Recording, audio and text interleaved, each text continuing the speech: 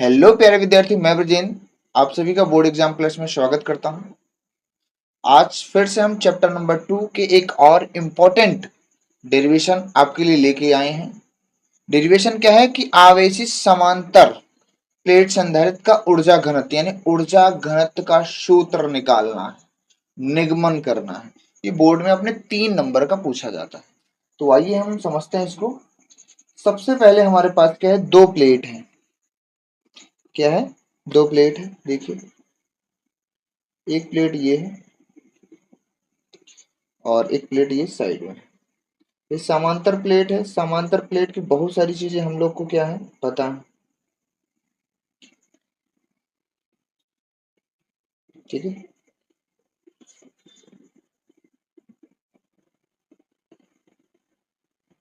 ये हमारे पास क्या है, 2 समांतर प्लेट है और हमने क्या किया, इसको चार्ज दिया है। पिछली क्लासों में हम लोग बढ़िया से पढ़ चुके हैं इसको। जैसे मैंने चार्ज किया तो इस पर कौन सा आवेश आ जाता है, प्लस क्यू आवेश।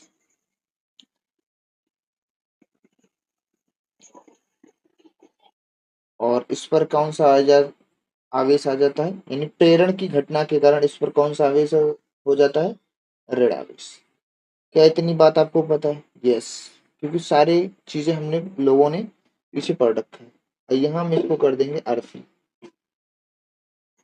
यहाँ इसको क्या कर देंगे, अर्थिंग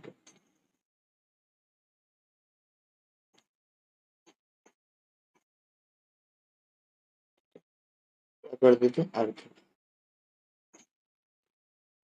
ठीक है, अर्थिंग कर दिए। अब ये जो प्लेट है, इस प्लेट के बीच में जैसे ही हम क्यों आवेश देते हैं तो इसके बीच में इलेक्ट्रिक फील्ड उत्पन्न हो जाती है। इलेक्ट्रिक फील्ड धन से ऋण की ओर, धन से ऋण की ओर क्या हो जाती है, इलेक्ट्रिक फील्ड उत्पन्न हो जाती है। इस पर माइनस क्यों आवेश है।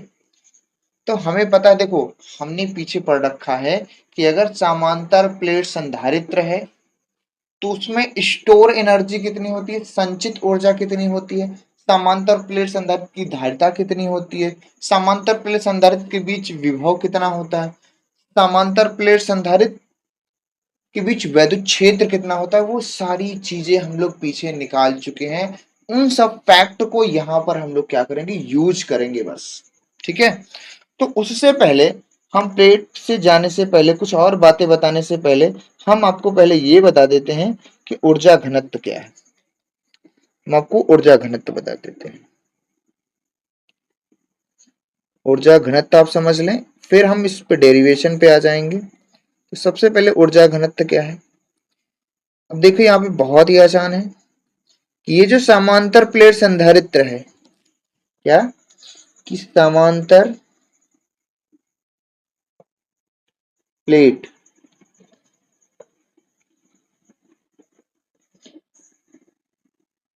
संधारित्र, या ऐसे लिख सकते हैं, समांतर प्लेट, समांतर प्लेटों के बीच, 2 प्लेट हैं, समांतर प्लेटों के बीच प्रति एकांक, प्रति एकांक आयतन में, आयतन में संचित ऊर्जा, संचित यानी स्टोर एनर्जी, संचित ऊर्जा, इसको हम लोग क्या बोलेंगे, स्टोर एनर्जी, स्टोर एनर्जी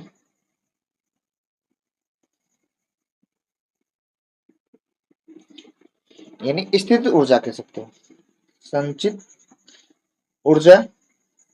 तो समांतर प्लेटों के बीच प्रति एकांक आयतन में संचित ऊर्जा को ऊर्जा घनत्व कहते हैं। अब ये जो ऊर्जा घनत्व होता है, ऊर्जा घनत्व बराबर क्या होता है, ऊर्जा घनत्व बराबर होता है, छोटा u लिख देंगे, बराबर होता है संचित ऊर्जा। यानी कौन सी ऊर्जा? संचित ऊर्जा। संचित ऊर्जा कौन? प्लेट, समांतर प्लेटों के बीच जो संचित ऊर्जा होती है, यानी उसी को हम लोग बोलते हैं स्थितिज ऊर्जा। क्या बोलते हैं? स्थितिज, स्थितिज ऊर्जा, स्थित ऊर्जा बटे आयतन, अपान क्या होता है? आयतन। तो हम इसको U बराबर लिख सकते हैं, U बटे आयतन को हम लिख सकते हैं V, और आयतन को हम इस तरह लिख सकते हैं कि क्षेत्रफल गुणे दूरी। यानी यहाँ पे दोनों प्लेटों की जो बीच की दूरी है D, और प्लेटों का जो क्षेत्रफल है वो दोनों का क्या है? समान है। दोनों प्लेटों का क्षेत्रफल क्या है? एक समान है। तो प्लेटों का क्षेत्रफल और उसके बीच की दूरी का गुणनफल कर देते हैं, तो वो चीज हम क्या बन जाती है? आयतन। तो ये हमारी छोटी सी एक चीज निकल के आई। ये एक छोटा सा कह सकते हैं फार्मूला निकल के आया, और इसी फार्मूले पर हमें क्या करना है? इसका डेरिवेशन करना है। इसका क्या करना है? डेरिवेशन करना है, और इसी फार्मूले पे हम अंततः इसका मान रखेंगे जो ऊर्जा निकालेंगे। अब एक चीज इसका हम डेरिवेशन कर लेते हैं, डेरिवेशन यानी निगमन कर लेते हैं कि संचित ऊर्जा कितनी होती है। संचित ऊर्जा कितनी होती है? निगमन, डेरिवेशन का मतलब क्या है? निगमन है। तो देखो एक चीज हमें पता है कि समांतर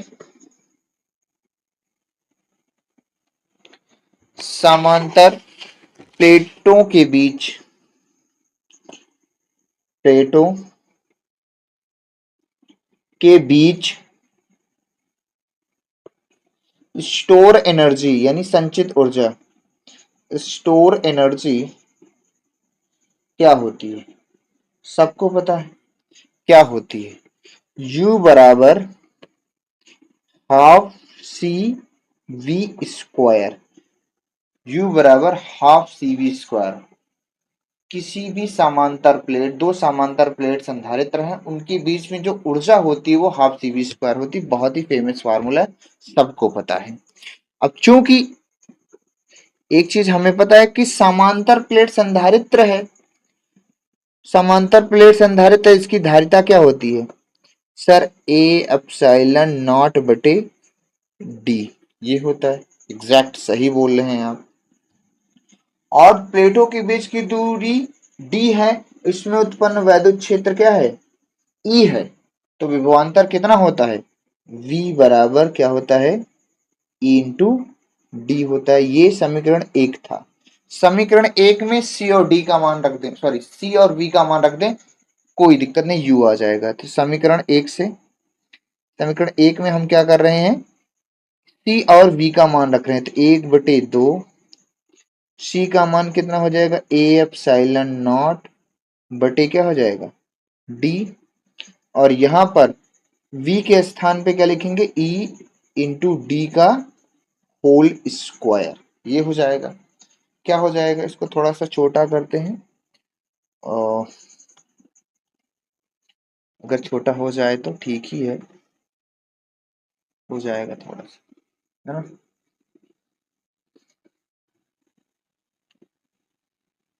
ठीक है, चलिए ये हो जाएगा। तो ये एप्सिलॉन नॉट इंटू डी हो गया। अब यहां से हम थोड़ा सा इसको कर लेते हैं सिंप्लीफाई, और तो u बराबर 1/2 ए एप्सिलॉन नॉट बटे डी है, और ये हो जाएगा ई स्क्वायर और डी स्क्वायर। तो यहाँ से एक डी कट जाएगा, तो जो हमारा u बचा 1/2 A epsilon not E square, ये बचा। ये हमारी क्या आ गई? ये हमारी क्या आ गई मेरी भाई? स्थितिज ऊर्जा आ गई। ये हमारी क्या आ गई? स्थितिज ऊर्जा आ गई। इस स्थितिज ऊर्जा का मान, इस स्थितिज ऊर्जा का मान, इस स्थितिज ऊर्जा का मान हम क्या कर दें? ले जाके यहाँ पर रख दें, ऊर्जा घनत्व हमें मिल जाएगा। तो यहीं पर हम साइड में ही निकाल दे रहे हैं ऊर्जा घनत्व। ठीक है, तो अब ये चूंकि चूंकि क्योंकि हम लोग जानते हैं कि u बराबर क्या होता है, स्मॉल u बराबर a इंटू डी। अब u का मान हमें पता है, यहां से भरेंगे 1/2 एप्सिलॉन नॉट, यहाँ पे एक डी बचा था, सॉरी यहाँ पे एक डी कटा था, एक डी बचा था, ठीक है। और यहाँ पे क्या हो जाएगा ई स्क्वायर, और ए डी को मैंने एक तरफ कर दिया, कोई दिक्कत नहीं। नीचे क्या है ए डी, देखो यहाँ पे ए, इसको और इसको मैंने पास पास लिख दिया है यहाँ पे, ठीक है, कोई दिक्कत नहीं। अब यहाँ से AD से AD कट गया, तो आपका U बराबर क्या हो जाएगा 1/2 epsilon not E square, epsilon not E square, epsilon not E square.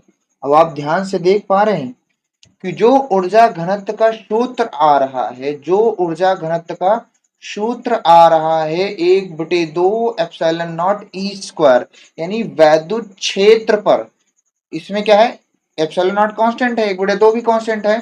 तो यहाँ पे समांतर प्लेट संधारित्र के बीच जो ऊर्जा घनत्व है वो वैद्युत क्षेत्र पर क्या करता है, निर्भर करता है कि प्लेटों के बीच वैद्युत क्षेत्र कितना उत्पन्न हुआ है, उसी के अकॉर्डिंग घनत्व आपका बढ़ता और घटता है।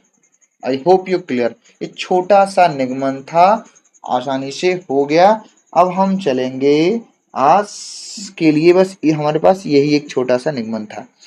अब हम नेक्स्ट वाली वीडियो में कुछ अलग आपके लिए लेके आएंगे, या फिर आपको जो भी डेरिवेशन नहीं आ रहा है मेरे भाई, उस डेरिवेशन का नाम बताएं, उस डेरिवेशन को हम लोग बहुत अच्छे से करेंगे। I hope you clear. तो आगे मिलते हैं हम आपको नेक्स्ट वीडियो में, तब तक के लिए बाय बाय, टेक केयर।